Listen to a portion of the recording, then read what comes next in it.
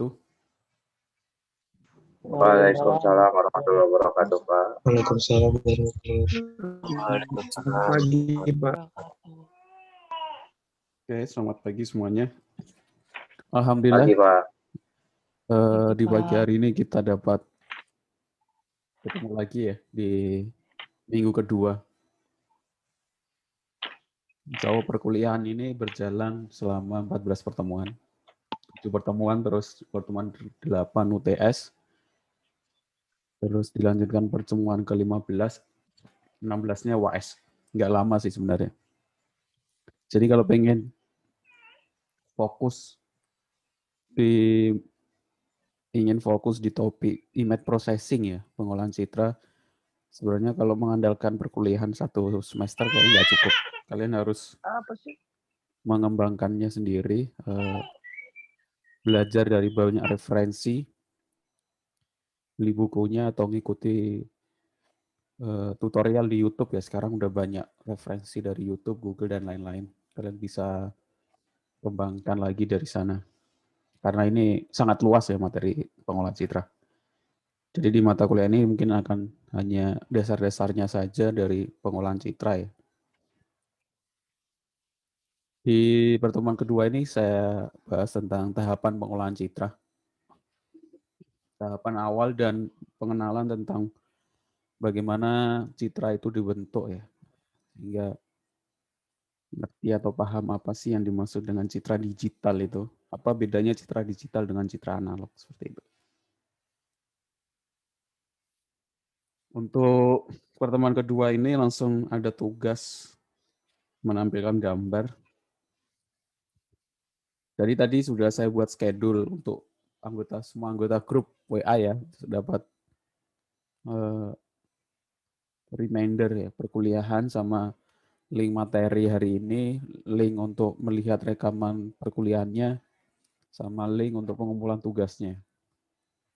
Pengumpulan tugasnya kalian mengumpulkannya dari Google Form itu, kalian kumpulkan dalam bentuk dokumen ya, PDF. Nanti saya akan jelaskan di akhir perkuliahan. Dan kita masuk ke materi kita hari ini dulu.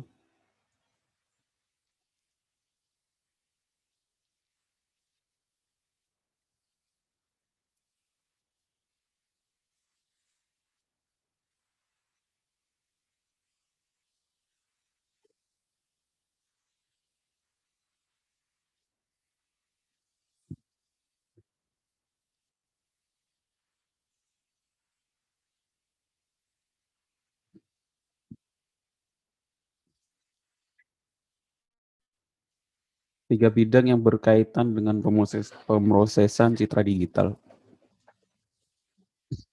Ini ada istilahnya segitiga, ada computer graphic, image processing, ada namanya pattern recognition, artificial intelligence, dan computer vision.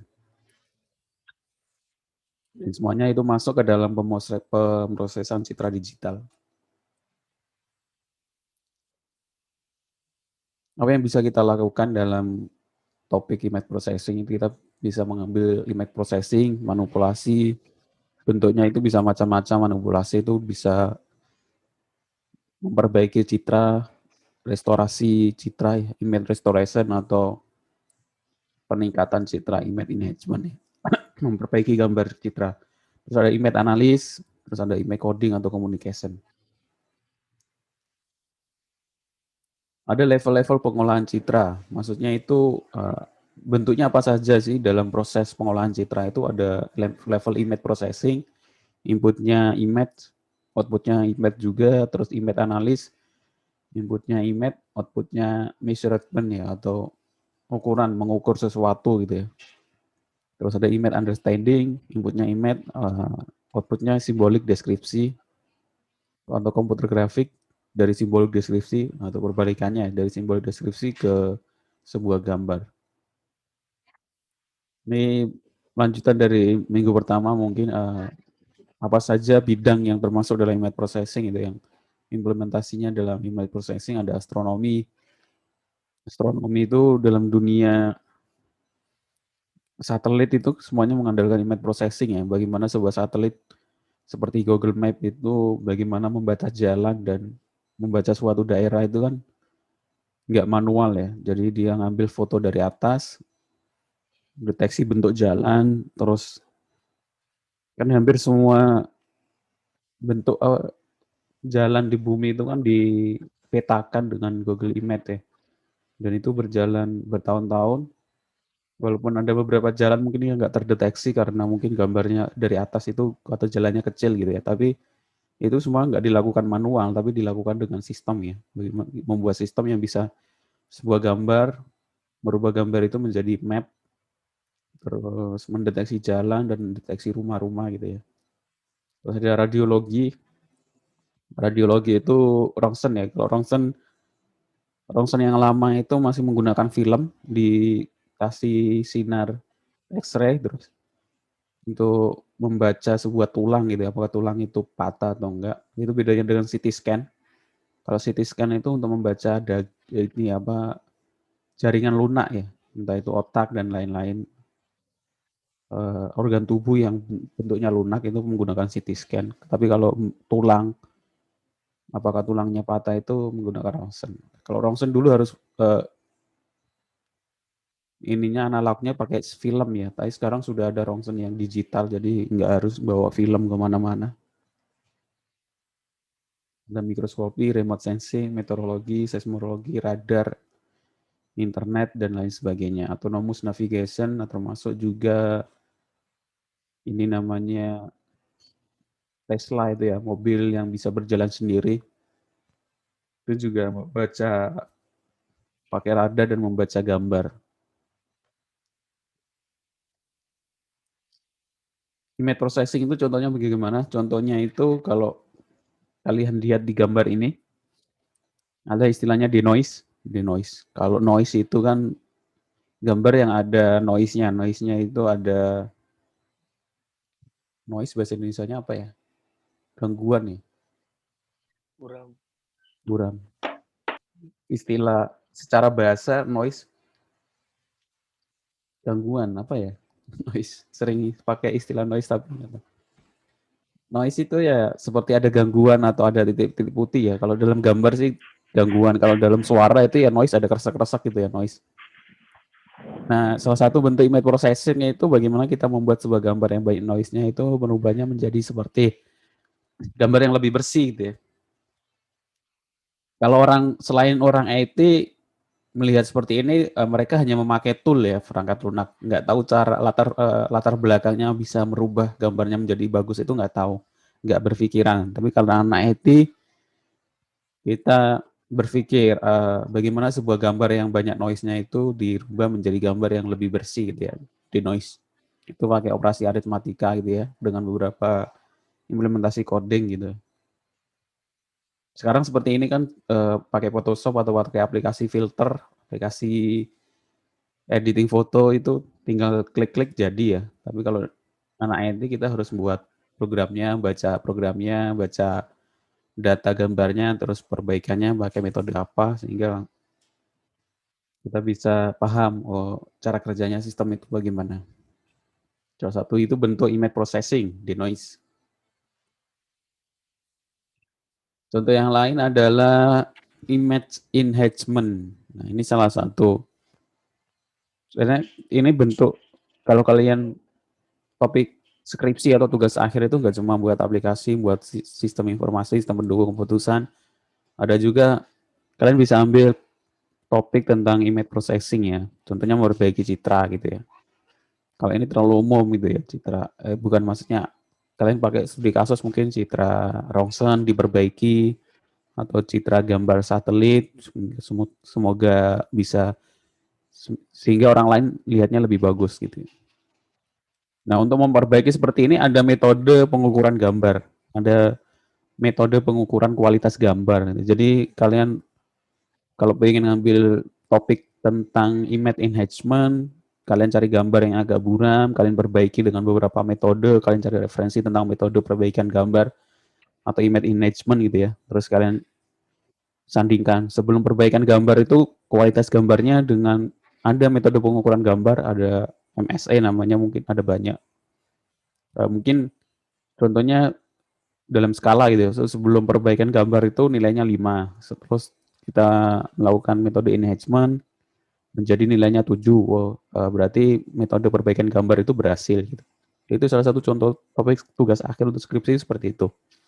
Nggak terlalu rumit sebenarnya, cuma kalau S1 itu hanya implementasi metode ya. Jadi ada metode ini kita implementasikan ke sebuah topik gitu ya.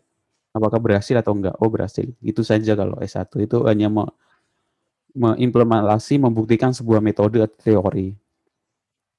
Entah itu dalam proses image processing atau proses pendukung keputusan atau proses sistem informasi. Jadi harus ada metode yang diimplementasikan untuk membuktikan apakah metode itu berhasil atau enggak. Itu S1 dalam sebuah studi kasus gitu ya. Contoh deteksi gambar, deteksi wajah dengan metode apa, metode ABC atau metode yang lain. Nanti kalau kalian melanjutkan ke tingkat yang lebih tinggi itu, kalau S2 itu bukan mengimplementasi metode, tapi bisa modifikasi metode. Jadi metode ini kita tambahkan modifikasi atau perbandingan beberapa metode, atau topiknya yang lebih luas gitu ya. Topiknya kalau dalam topik daerah itu biasanya kalau S1 cuma satu sekolahan, satu perusahaan. Kalau S2 di tingkat yang lanjut itu bisa ke satu provinsi atau satu daerah gitu ya. Ada lebih besar topik skopnya. Itu perbedaannya. Selanjutnya adalah setelah image enhancement, sudah selesai. Ini ada definisi citra digital. Mungkin sudah saya bahas di pertemuan sebelumnya, juga kalian bisa baca sendiri ya. Kalau masalah teori ini kalian bisa baca sendiri. Definisi citra digital, citra analog gitu ya. Perbedaan citra digital dan citra analog. Pasti yang disebut analog, apa yang disebut digital ya. Perbedaan paling gampang kan hampir semuanya itu ada, kalau masih tidak menggunakan komputer itu ya analog ya. Kalau suara analog ya suara gitar, kalau suara digital ya suara yang bersumber dari komputer, itu aja digital.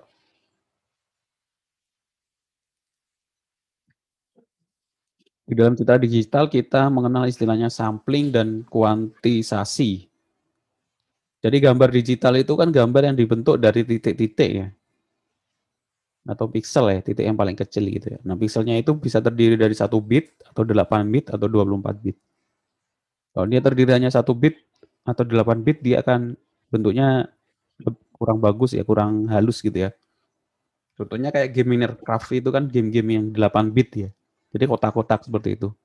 Kalau game standar bisa 24 bit, ada yang mungkin resolusinya lebih tinggi. Sampling menunjukkan banyaknya piksel atau blok yang mendefinisikan suatu gambar. Sedangkan kuantitasi menunjukkan banyaknya derajat nilai pada setiap piksel.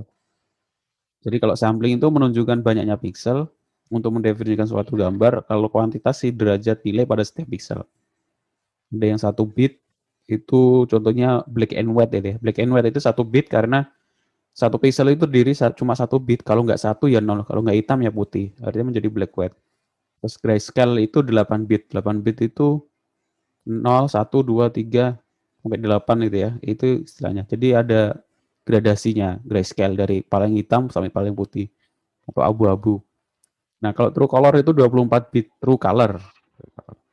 Itu 24 bit ya. 24 bit maksudnya itu satu pixel itu terdiri dari RGB, red, green, blue. Rednya itu 8 bit, greennya 8 bit, blue-nya 8 bit. Kalau di total menjadi 24 bit. Nanti kita bahas di macam-macam tipe citra digital.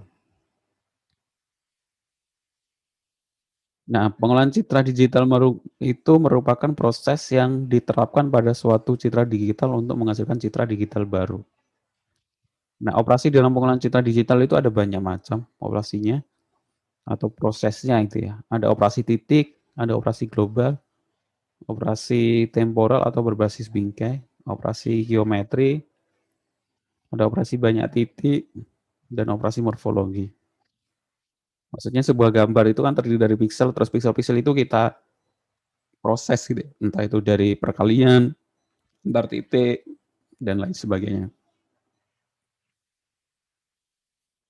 Nah, ini metode ya, metode pengolahan citra. Kalau tadi operasi-operasi yang kita lakukan dalam pengolahan citra, Ini metode pengolahan citra, metode yang kita bisa lakukan dalam pengolahan citra ada namanya data acquisition, yaitu menentukan data yang diperlukan dan memilih metode perekaman citra digital.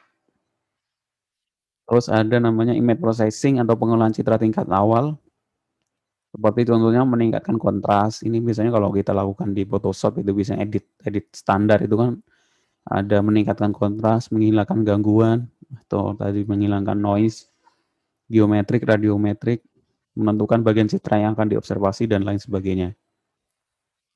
Terus ada segmentasi citra atau image segmentation dan deteksi tepi, edge detection ya, melakukan partisi citra menjadi wilayah-wilayah objek atau menentukan garis batas wilayah objek.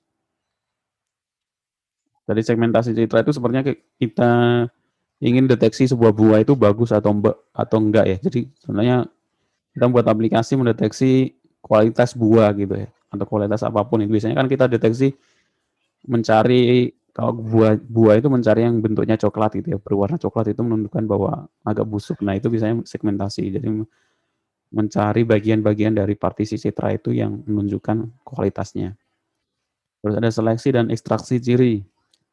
Contohnya di pertemuan pertama kemarin saya bahas tentang deteksi bunga mawar itu kan ada ciri-cirinya, nilai red-nya berapa, nilai grid-nya berapa gitu ya. Itu salah satu proses metodologi pengolahan citra, yaitu ekstraksi ciri, fitur extraction,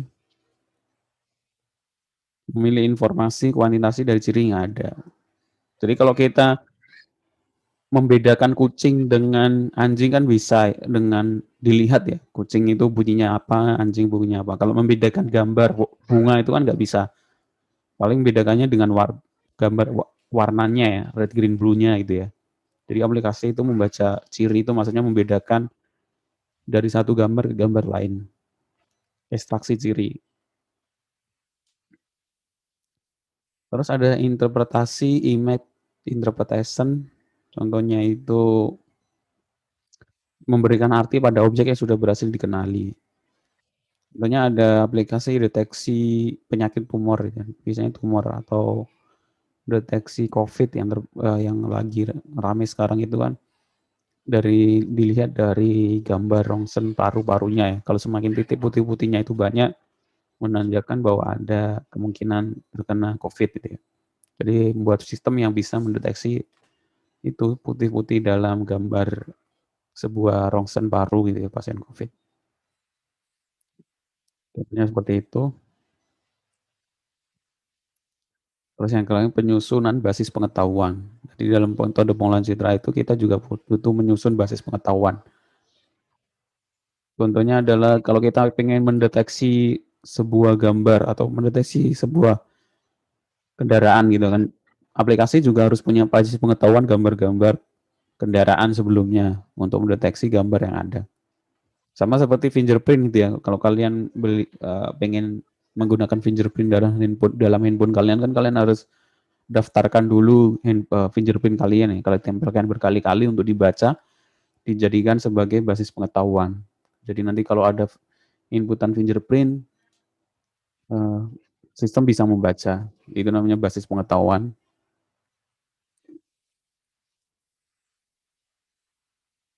Dan kalau digambarkan itu menjadi seperti ini ya. Jadi ada bagan-bagan penggambaran sistem pengolahan citra itu. Yang tengah adalah knowledge base atau basis pengetahuannya. Dari ada low level atau level yang paling bawah itu ada image acquisition, persiapan pengambilan gambarnya bagaimana, gitu. Itu juga penting ya. Kemudian kita membuat aplikasi deteksi wajah kan gambar ketika ngambil gambarnya harus jelas, tidak backlight gitu ya. Terus ada pre-processing, kalau ada noise-noise-nya dihilangkan dulu atau di crop biar fokus ke aplikasi di bagian yang akan kita deteksi ya. Terus ada segmentasi, mengambil bagian mana yang akan diproses, gitu. Intermediate level ini maksudnya. Terus ada representasi dan deskripsi. Kemudian ada high levelnya itu ada rekognisi dan interpretasi. Itu alur diagram dalam pengolahan citra.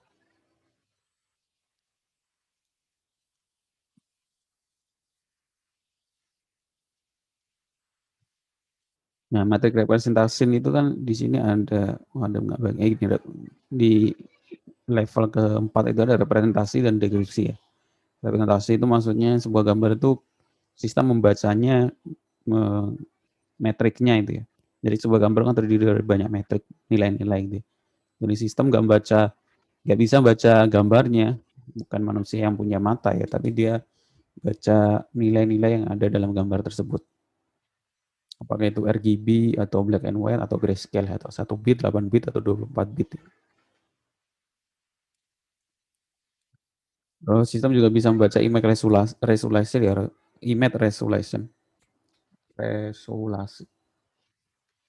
Jadi sebuah gambar kalau resolusinya itu semakin besar kan semakin halus ya, semakin mudah diproses. Kalau kecil nanti akan bentuknya seperti ini ya, kayak blur gitu ya. Perbedaannya. Sekarang 1024 kali 1024 itu termasuk HD.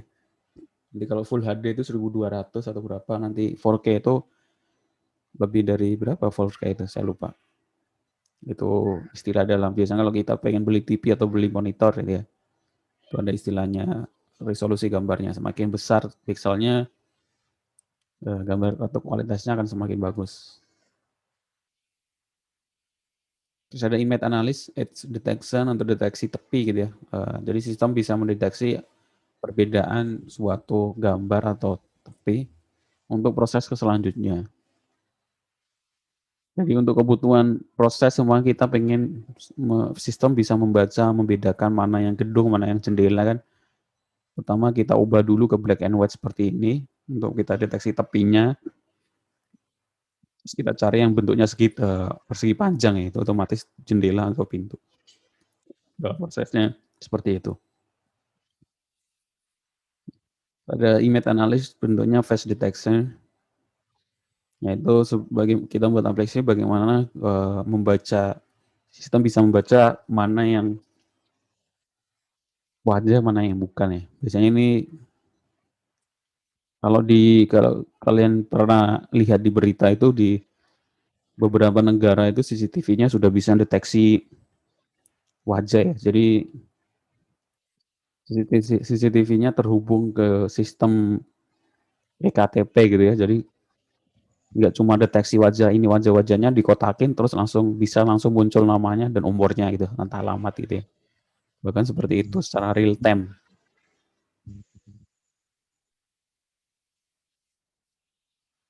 Dalam sebuah CCTV itu juga termasuk salah satu implementasi image processing. Kalau di bandara biasanya ada sistem yang deteksi suhu dari CCTV itu ya. Selain deteksi wajah atau deteksi tubuh. Tapi yang deteksi bukan wajah kalau suhu ya. Deteksi adalah badannya, terus suhunya berapa, itu bisa membaca ketika ada yang tinggi lebih dari 38, sistem bisa ngasih warning, ada pemberitahuan atau mungkin alarm berbunyi atau yang lain. Masuk CCTV yang deteksi pergerakan itu juga sekarang sudah ada ya.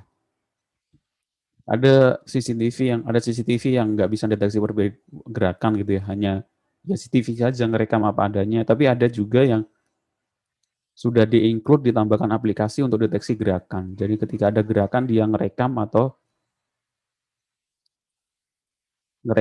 ngambil foto gitu ya. Terus ngasih pemberitahuan. Itu juga salah satu penelitian yang akan saya lakukan sih buat CCTV. Kalau saya pakai webcam ya, dia merekam gambar kalau ada yang gerak. Jadi deteksi gerakan, ketika ada yang gerak langsung ngambil foto, kita kirim, sistem itu bisa ngirim ke Telegram pemiliknya atau ke WhatsApp atau ada informasi gitu. Itu jadi nggak cuma bisa ngerekam, nunggu ada kejadian baru pemilik CCTV-nya tahu, tapi sistem bisa membaca gerakan. Sebenarnya kita taruh CCTV di depan pintu gitu kan. Jadi ketika pintunya kebuka sebuah gerakan, entah itu ada orang atau kucing, kita diberitahu gitu ya. Bisa lewat aplikasi Messenger atau yang lain. Itu juga salah satu metode yang penelitian yang akan saya lakukan sebenarnya Banyak sebenarnya yang udah ngerjakan ya, tinggal kita modifikasi. Banyak penelitian yang sebenarnya sudah ada yang ngerjakan, jadi kita bisa lihat referensi, terus kita modifikasi sesuai studi kasus gitu. Ya harus buat dari awal. Ini namanya image analysis, image segmentasi. Contohnya untuk kita bagaimana deteksi gambar tangan gitu ya. Ya kita harus bedakan antara tangan, lantai sama gelangnya itu di segmentasi. Sistem harus tahu perbedaannya dulu. Terus ada namanya image matching, menyamakan dua gambar yang sama. Tentunya dalam fingerprint ya. Tapi fingerprint nggak tahu kalau seperti ini dalam bidang kepolisian mungkin yang lebih ahli ya. Jadi kayak gini sudah ada sistemnya, udah ada ininya alatnya ya. Kalau kalian sudah daftar EKTP kan udah diambil data biometrik ya, data fingerprintnya sama data ini apa retina ya. Tapi saya belum pernah lihat, nggak tahu itu kepake atau enggak ya, atau cuma daftar-daftaran tapi nggak pernah dipakai. Kalau di luar negeri kan kalau ada kejadian kejahatan gitu ya, kan pasti diambil sidik jari yang tertinggal dicocokkan dengan data di database KTP sehingga ketemu gitu ya. Saya nggak tahu saya belum pernah dengar berita sebuah kejahatan itu tertangkap karena tertinggal sidik jarinya gitu ya. Selama ini sih belum pernah deh. Nggak tahu apa nggak pernah dipublikasikan nih. Saya penasaran itu. Ya, iya masalahnya sudah bikin project dengan EKTP ngambil fingerprint dengan retina yang udah banyak banget. Ya, maksudnya udah mengeluarkan biaya yang sangat besar ya, triliunan gitu ya. Tapi nggak kepake gitu ya. Kita mau ke bank, mau kemarin harus fotokopi KTP juga. Gunanya EKTP itu apa? Harusnya kan cukup fingerprint gitu ya. Datanya langsung kebaca gitu, nggak perlu bawa EKTP. Termasuk juga untuk kejahatan itu polisi harusnya lebih terbantu ya, nggak perlu nyari-nyari, nanya-nanya ke orang itu. Cari aja sidik jari yang tertinggal. Saya kira nggak kayak di luar negeri gitu ya, penjahat tahu bahwa sidik jari akan ketinggalan, jadi dia pakai sapu tangan deh. Saya kira penjahat di Indonesia nggak sampai belum kepikiran sampai sana ya, masih pakai tangan kosong. Kayak di film-film ya Pak ya. Iya. Kalau di luar negeri kan udah 10 tahun, 20 tahun lalu udah implementasi sistemnya udah berjalan seperti itu ya. Jadi sidik jari ketinggalan udah langsung ketahuan. Mungkin di Indonesia baru dipakai untuk kecelakaan pesawat kemarin, Pak. Oh itu ya yang beritanya ya, mayatnya nggak kebaca jadi yang diambil sidik jarinya ya. Saya baca di berita yang karena mayatnya kecelakaan pesawat itu nggak terbentuk jadi ngambilnya sidik jari. Baru itu sih, kalau kejahatan kayaknya belum pernah. Apa karena nggak semua polisi punya data ini ya? Nggak tahu juga. Maksudnya harusnya kan lebih mudah ya. Maksudnya kayak hal-hal sepele maling laptop itu kan pasti buka pintunya itu atau itu harusnya tertinggal di mana-mana ya sidik jari itu. Tapi nggak pernah diproses. Nggak tahu masalahnya di mana gitu ya. Ya mungkin masih dikerjakan atau yang lain.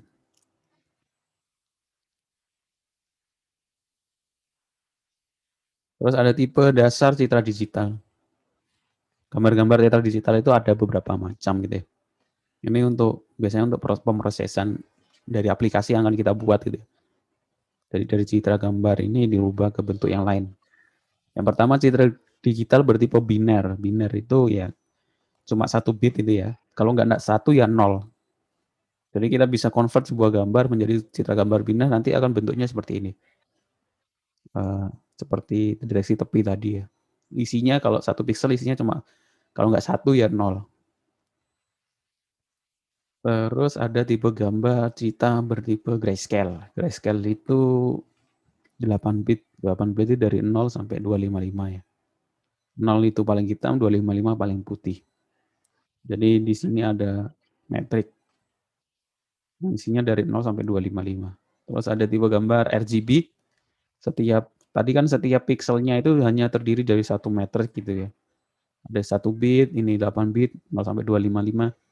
Ini kalau pakai MATLAB tinggal pakai 1 perintah langsung muncul citra metriknya ya, apa data metriknya seperti ini. Terus ada RGB. RGB itu satu pixel terdiri dari 3 metrik gitu ya. R, green, blue, red, green, blue. Jadi ini yang red, yang tengah green, yang kanan blue. Jadi dia terdiri dari 24 bit kalau di total 8 bit, 8 bit, 8 bit. Terus ada citra bertipe berindeks. Indeks ini tapi jangan digunakan. Jadi kebanyakan citra hanya memiliki sebagian kecil dari 16 juta warna yang mungkin untuk kenyamanan dalam menyimpan dan mengenal file. Citra warna bertipe indeks mempunyai sebuah peta warna yang terkait indeks warna. Jadi dia ada nomornya 4, indeks keempat itu warnanya apa. Ini jarang digunakan. Yang sering digunakan ya citra RGB, grayscale, sama ya, biner ya. Nanti kita akan, mungkin di pertemuan selanjutnya tugasnya itu merubah gambar ke dalam bentuk citra RGB, merubah gambar dalam bentuk grayscale, dan membaca gambar RGB-nya.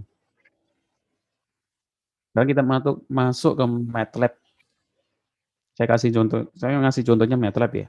Nggak mungkin saya kasih contoh semuanya itu ya. Ada MATLAB, Python, Java, dan lain sebagainya. Saya kasih contoh MATLAB yang paling umum saja dan banyak referensinya. Jadi, tapi kalian boleh menggunakan bahasa pemrograman lain. Karena saya lihat pakai MATLAB sama pakai Python juga hampir sama perintahnya ya. Kalau Python kalian harus tambahkan library OpenCV. MATLAB itu singkatan dari Metric Laboratory. Ini sebenarnya aplikasi matematika ya. Dia untuk operasi metrik. Biasanya mahasiswa matematika yang pakai. Sama statistik. Jadi sebenarnya matematika, statistik, informatika, fisika itu masih satu rumpun ya. Dulu dari satu fakultas matematika, informatika itu. Benar ya. Jadi MATLAB ini dibuat oleh Clever Moller tahun 1970-an, udah lama. Yang menjadi ketua Departemen Ilmu Komputer di Universitas New Mexico. New Mexico itu bukan di Amerika ya. New Mexico itu bukan di Meksiko ya, tapi di Amerika. Sejarahnya dulu Amerika mau merebut Meksiko ya, mau dijadikan bagian dari Amerika, tapi nggak bisa, gagal. Dari akhirnya ya udah buat New Mexico baru gitu. Negara bagian ya. Jadi bukan provinsi tapi negara bagian. Jadi Amerika itu terdiri dari negara-negara kecil-kecil sebenarnya, negara bagian, makanya disebut United States, kumpulan dari beberapa negara bagian. Dari setiap negara bagian punya bendera sendiri-sendiri sebenarnya. Nama ini apa? Jumlahnya ada banyak, ada 30-an ya. Sama seperti Indonesia dulu di tahun 50-an. Makanya disebut dulu kan pernah sempat jadi serikat ya, Republik Indonesia Serikat, ada negara Jawa, negara Sumatera itu. Tapi akhirnya di tahun 60 itu kembali lagi ke Republik. Jadi tampilan awal MATLAB ini IDE-nya ya. Jadi kalau kita install MATLAB sudah IDE-nya, ada IDE-nya langsung sama seperti IDE yang lain. Di sini ada, di atas ada toolbar, di kiri ada foldernya, posisinya di mana. Sebelah kanan ada workspace dan rekaman history, comment history, dan sebagainya. Ini 2013, saya pakai 2015, sekarang udah 2020, tapi tampilannya nggak berubah sih, sama. Sama seperti kalau kita belajar pemrograman lain, ada tipe data. Yang pertama kita harus mengenal tipe datanya, operasi aritmatikanya, terus penulisan boolean atau lain sebagainya, itu standar awalnya ya. Tipe data dalam MATLAB ada operator dan variabel, ini ada integer, float, hampir sama dengan yang lain. Di MATLAB kita harus bisa mengenal array, karena di operasi gambar itu adalah array, ini kebanyakan. Kalau kita buat array dalam bahasa pemrograman, kita definisikan dulu ya, for A, for I, sama for J gitu ya, biasanya pakai 2 for untuk baris kolom. Tapi kalau dalam metrik kita langsung tulis saja A sama dengan array-nya berapa. Ini array satu baris gitu ya, A sama dengan 1, 3, 5, 7, 9. Itu langsung, kalau kita langsung enter, dia langsung ngasih output A sama dengan 1, 3, 5, 7, 9. Nah, untuk mengakses elemen ketiga, ini perbedaannya. Kalau di MATLAB kita mulai dari 1. Kalau di biasanya pemrograman lain biasanya mulai dari, kalau array mulai dari indeksnya, indeks 0 ya. Kalau di MATLAB mulai dari 1, Contohnya kita ingin mengakses elemen ketiga, itu A buka kurung 3. Dia akan menampilkan elemen ketiga. Jadi 1, 2, 3, angka 5. Untuk mengakses elemen kedua sampai keempat, A2.24. Atau sampai terakhir A2.2N. Mengubah vektor baris menjadi vektor kolom gunakan perintah transpose gitu ya. Kalian kan sering kalau belajar matematika kalkulus ada transpose ya. Transpose itu kebalikannya dari baris ke kolom. Jadi pakai tanda kutip sih. Di MATLAB kita tinggal menuliskan A kutip gitu ya. Kalau di bahasa pemrograman lain akan lebih rumit karena kita harus coding dari awal gitu ya, merubahnya. Terus perintah untuk membuat vektor kolom pakai titik koma.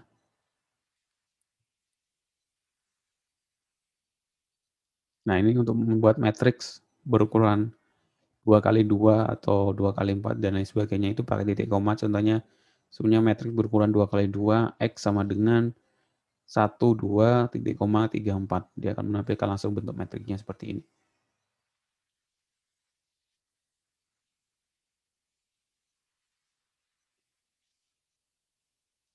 Kalau dalam operasi matematika hampir mirip X kali Y, menggunakan perintah perkalian, bintang, bagi, pangkat, tanda kutip ya.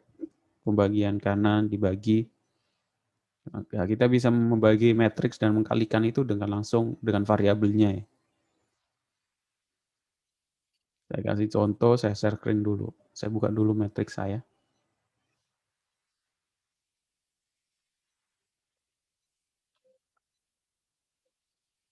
Nah, saya buka dulu MATLAB saya. Oke, sampai sini mungkin ada yang mau ditanyakan. Semuanya sudah install MATLAB atau mau pakai pemrograman lain? Ada yang belum mungkin Pak, saya juga belum. Belum Pak, belum bisa-bisa. Belum bisa, maksudnya udah Jaring Banget, Pak. belum berhasil apa Pak downloadnya. maksudnya? Iya belum berhasil Pak, wifi-nya jelek. 32 bit nggak bisa Pak. Kenapa? Iya, Pak. Pas yang 32 bit. Link yang 32 bit nggak bisa, Pak. Link yang 32 bit nggak bisa. Iya Pak. Coba pakai yang 64. Sekarang kayaknya nggak ngaruh ya 3264 itu. Oh baik, nanti dicoba Pak. Ya. Enggak coba cari. Pak, mohon maaf Pak, Ya. Gimana? saya Mardiansa tidak bisa membuka laptop Pak karena sambil bekerja Pak.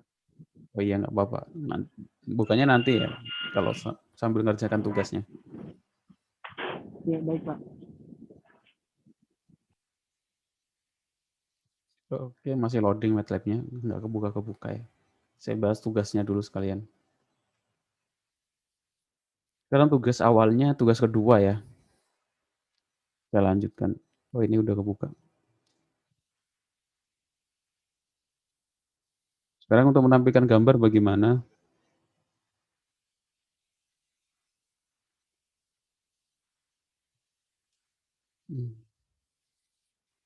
Menampilkan gambar pakai perintah mread. imread maksudnya im itu adalah image ya, disingkat im.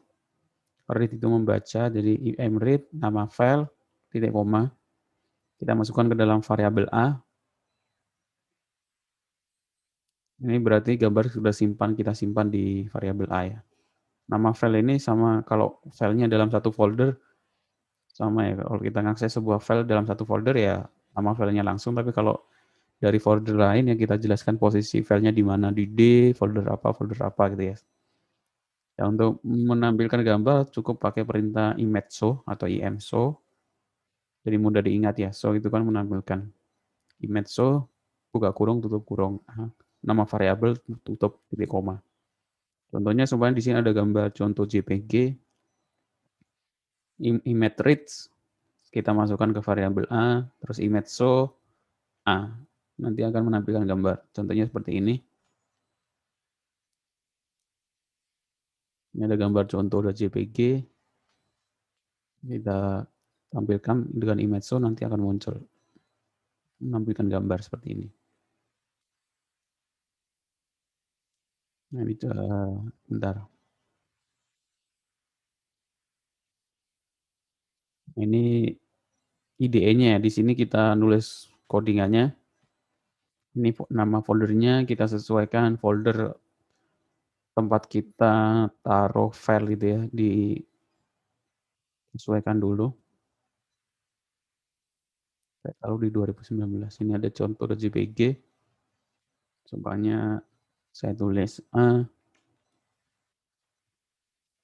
sama dengan murid buka kurung kutip contoh.jpg kutip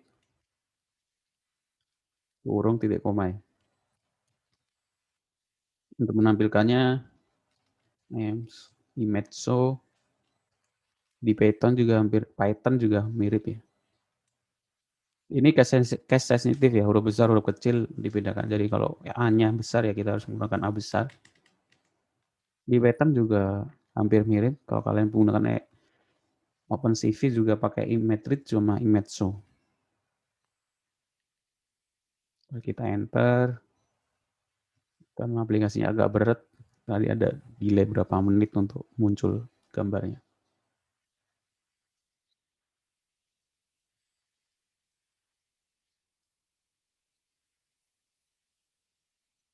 Nah, nanti akan muncul gambar. Kalau sudah bisa menampilkan gambar, nanti kita bisa membaca gambarnya, metriknya, baca gambar citra RGB-nya, pixelnya, atau memproses gambarnya, ya, merubahnya ke dalam bentuk grayscale, merubahnya ke dalam bentuk linear, dan lain sebagainya. Terus nanti kita juga belajar bagaimana membuat tampilan GUI-nya ya. Bagaimana kita membuat tampilan GUI-nya, jadi nanti bisa open gambar, proses, dan lain sebagainya. Untuk tugasnya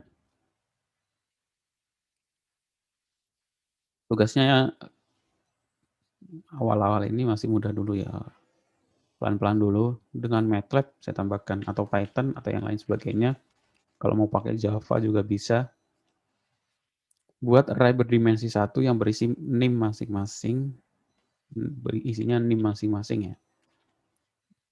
Terus yang kedua, setelah kalian berhasil buat array yang berisi NIM, contohnya semuanya NIM, isi NIM-nya itu berapa digit.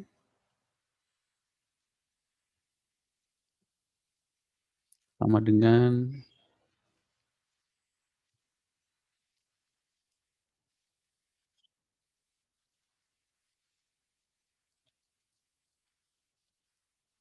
satu namanya ini ya, itu kurung titik koma. Klik name, ini sekian. Terus bagaimana soal kedua, kalau sudah bisa input name, buat array dengan satu name, tugas kedua adalah balik name tersebut ya. Balik array yang dari dibuat, kita gunakan sebuah operasi atau sebuah metode membalik dari yang depan menjadi belakang gitu ya. Terus yang kedua, tampilkan sebuah gambar dengan MATLAB atau Python atau dan lain sebagainya. Contohnya sudah ada di PowerPoint tadi. Kalian buat laporannya dalam bentuk dokumen atau PDF, kirimkan di form tugas 2. Itu saja. Silakan kalau ada yang mau ditanyakan.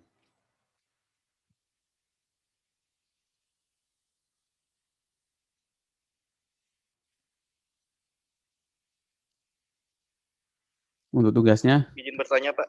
Ya, silakan. Pak, untuk yang laporannya itu nanti bentuknya PDF hanya capture-an saja dari MATLAB atau Python gitu, Pak ya? Iya, capture-nya saja.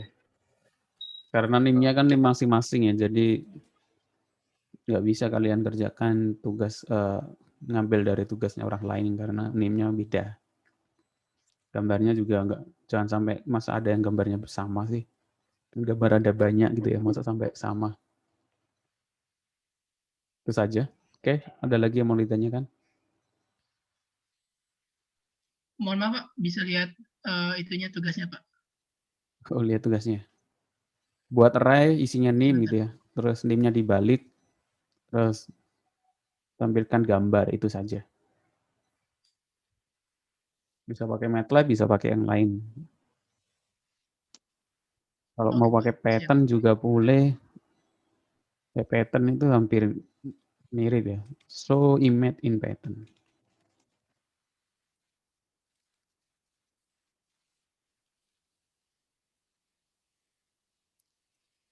Ini website yang paling sering kalau kalian sering menggunakan mencari tutorial di Google itu pasti akan menuju ke Stack Overflow ya. Pusatnya orang bertanya.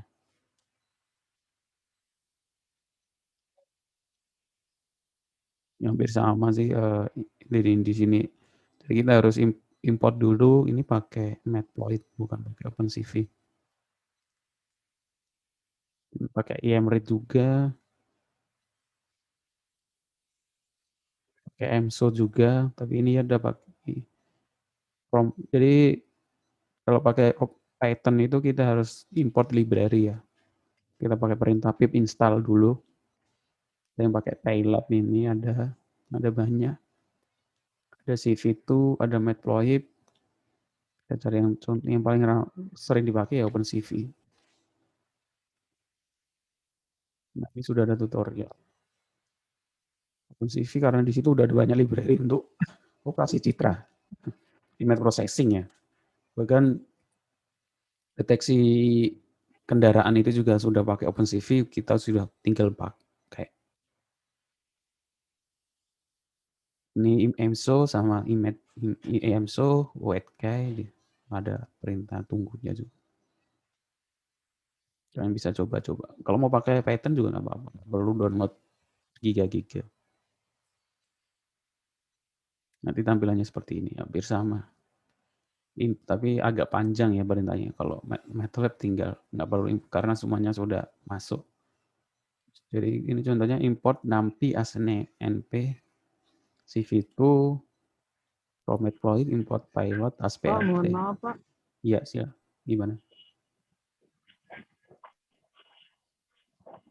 Iya gimana? Untuk deadline tugasnya kapan ya Pak? Deadline tugasnya sudah saya jelaskan di pertemuan pertama ya. Semua tugas sebelum UTS, terakhirnya sebelum UTS. Kalau sebelum UAS, terakhir sebelum UAS ya. Seperti itu.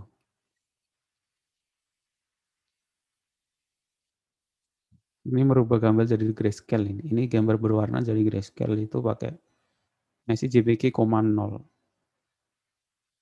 Terus Gmap, gray, interpolasi, bcopy. Seperti itu. Ada lagi yang mau ditanyakan? Saya kira nggak lama Izin ya. Pak, Iya sih. Gimana? tadi Pak yang tugas nomor 2 Pak, itu saya masih belum ngerti Pak. Maksudnya gimana Pak? Ini kalau sudah buat NIM gitu ya. Tentunya buat NIM 312133. Iya. Yang kedua balik NIM ini menjadi 331213. Dibalik dari belakang ke depan, dari depan ke belakang. Bagaimana caranya? Ya itu tugasnya. Bagaimana cara membalik NIM dalam array. Nanti maksudnya ya? Ngerti Pak. Baik. Ayo. Terima kasih Pak. Ya sama-sama. Kalau sudah kumpulkan di website saya, klik aja semester 4 ya, pengolahan citra C1. Pertemuan kedua, tugas 2. Nah, di sini kalian tuliskan NIM, nama, nomor WA, nanti ada notifikasi kalau sudah ada pengumpulan. Jadi ada pemberitahuan dari tugas sudah dikumpulkan, sudah diterima gitu ya. Jika ada pemberitahuan ke nomor saya. Linknya taruh di sini, saya kasih info ganti ke siapa saja yang memiliki linknya. Jadi biar saya bisa buka. Saya sarankan sih pakai Google Drive ya, karena kadang pakai OneDrive itu harus di-download ya. Nggak bisa di-view online. Jadi kalau di Google Drive, saya nggak perlu download, tinggal saya buka. Terus yang di-share itu bukan foldernya ya, tapi file tugasnya ya, file tugasnya. Jadi ketika diklik langsung muncul tugasnya, bukan sebuah folder terus saya klik lagi. Atau jangan di RAR, kalau di RAR nanti saya harus download dulu. File dokumen aja, PDF atau Word-nya. Itu saja. Ada lagi yang mau ditanyakan? Saya kira nggak lama ya tugasnya, mungkin 15 menit selesai. Kalian bisa langsung kerjakan setelah ini. Jadi nggak numpuk-numpuk diganggu di hari lain. Itu saja. Pak, mohon maaf. Iya. Pak, untuk yang kan membuat terus itu gambarnya bebas. Iya, gambarnya bebas. Gambar apa saja ya, bebas. Oh, baik, Pak. Terima kasih. Sama-sama. Yang penting kalian bisa nampilkan gambar ya. Entah itu gambar apapun, yang penting kan berhasil. Karena kalian pertama kali pasti akan menemukan error dulu ya, beberapa kali. Enggak segampang kalau orang sudah berkali-kali ya. Hanya saya cukup menampilkan gambar aja. Nanti di pertemuan selanjutnya akan merubah gambarnya, terus membuat tampilan kuinya dan lain sebagainya. Itu saja. Oke, ada lagi yang mau ditanyakan?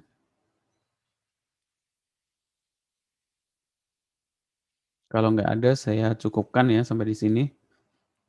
Kalau ada mau ditanyakan, silakan tanyakan di grup. Terima kasih atas kehadirannya, perhatiannya. Saya akhiri, Assalamualaikum warahmatullahi wabarakatuh.